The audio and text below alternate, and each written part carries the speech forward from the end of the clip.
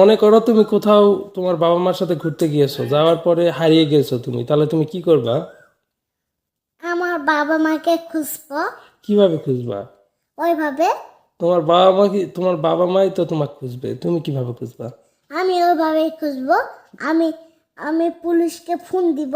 Phone দিয়ে police এলে সব মানুষকে চেক করবে, তারপর আমার মা বার হয়ে এলে আমি বুঝতে পারবো। তো তুমি পুলিশের নাম্বার জানো?